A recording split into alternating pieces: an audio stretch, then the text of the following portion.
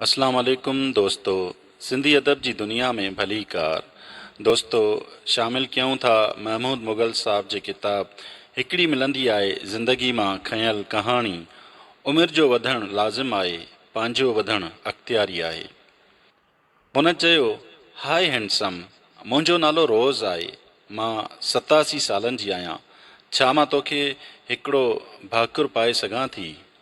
मां खिलियुसि ऐं उत्साह विचां विराणियुमि, छो न भली। ऐं हुन मूंखे हिकु ज़ोरदार भाकुर पातो। तूं हिन मासूम उमिरि में कॉलेज में छा पई करे हसीना? मूं पुछियो।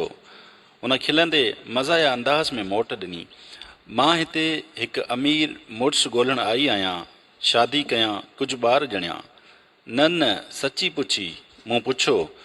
मूंखे सच बि उहो ॼाण हो त 87 सालनि जी उमिरि में हिन कॉलेज में दाख़िला जो कीअं सोचियो हो। मूंखे सदाईं कॉलेज में पढ़ाई करण जो ख़्वाबु तंग कंदो रहियो आहे ऐं हाणे मां इहो ख़्वाबु माणियां पई। हुन मूंखे ॿुधायो।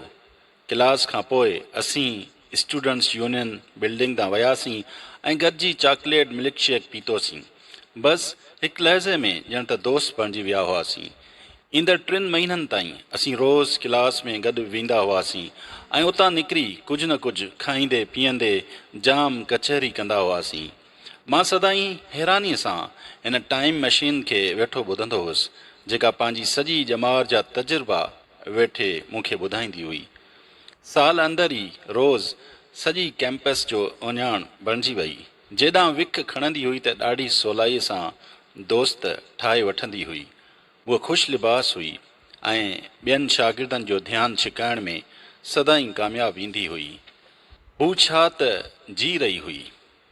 सेमेस्टर जे ख़ात्मे ते असां खेसि ख़ासि तक़रीब में ॻाल्हाइण जी दावत ॾिनी। उन जेकी सेखारियो सो मां कॾहिं बि विसारे नथो सघां। संदसि तारुफ़ करायो वियो ऐं खेसि ईअं ई सॾियो वियो। जॾहिं हिन पंहिंजी लिखियलु तक़रीर पढ़णु शुरू कई त पंहिंजनि 5 कार्डनि मां 3 कार्ड हेठि किराए वेठी। मूं जंहिं पछिमानीअ वचां हिन माइक्रोफोन ते चयो, माफ़ी घुरां थी, मां थोरी बदहवास आहियां। कागज़ मूंखां किरी पिया आहिनि ऐं उन्हनि खे वापसि तरतीब ॾियणु मूं लाइ ॾुखियो थींदो। बसि मां ॻाल्हायां थी, जेको कुझु मूंखे सम्झ में अचे थो। असीं खिलियासीं पए। हुन पंहिंजी निड़ी साफ़ कई ऐं चयाईं, असीं रांदि खेॾणु उन करे बंदि कोन कंदा आहियूं जो असीं पोढ़ा थी वेंदा आहियूं। असीं दरअसल उन करे पोढ़ा थींदा आहियूं जो असीं रांदि खेॾणु बंदि करे छॾींदा आहियूं। नौजवान रहणु, ख़ुशि रहणु ऐं कामयाबी हासिलु करण जा रुगो 4 राज़ आहिनि। रोज़ खिलो ऐं मज़ा ॻोल्हे लहो। तव्हां वटि हिकु ख़्वाब जो हुअणु ज़रूरी आहे। जॾहिं अव्हां ख़्वाब विञायो था त अव्हां गुज़ारे वञो था।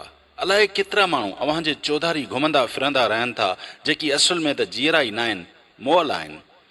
वॾी उमिरि जो थियणु ऐं वॾे थियण में इलाही फ़र्क़ु आहे।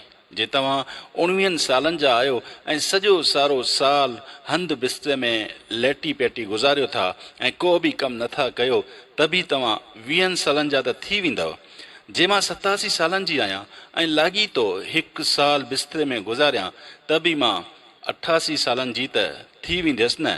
पोइ को बि माण्हू वॾी उमिरि जो थी सघे थो, पर इहो अमल का ज़हानत या को हुनर नथो खसे। ॻाल्हि असल में इहा आहे त तब्दीलीअ में जाइ ॻोल्हींदी उमिरि में अॻिते अचणु घुरिजे। को बि पछताव न रखो। असांखे कुराड़प में कंहिं बि अहिड़ी ॻाल्हि ते पछताव नाहे रहंदो जेका असां कई हुजे, पर पछताव उन ॻाल्हि जो रहंदो आहे जेका असां न करे सघियासीं। छो त न करे सघियासीं। मौत खां सिर्फ़ु उहे माण्हू डिॼंदा आहिनि जिन खे पछताव हूंदो आहे। हुन पंहिंजी तक़रीर जी पुॼाणी रोज़ नाले गीत झुंगारींदे कई। हुन असां सभिनी खे ॿोल सम्झण जो चिताव ॾिनो त जीअं उहे असांजी हयातुनि में असांखे कमु अचनि। साल जी पुॼाणीअ ते रोज़ कॉलेज जी डिग्री मुकमिल कई, जेको ख़्वाबु हुन साल खां ॾिठो पए। ग्रेजुएशन खां 1 हफ़्तो पोइ उहा माठ मेट में निंड कंदे गुज़ारे वई। कॉलेज जे 2000 खां मथे शागिर्दनि खे ख़िराज अक़ीदत पेश कंदे संदसि जनाज़े में शिरकत कई, जंहिं बेहद शानाइती अंदाज़ में असांखे मिसाली नमूने इहो सेखारियो हो त अवीं जेको कुझु करे सघो था उन लाइ कॾहिं बि देरि नथी थी सघे।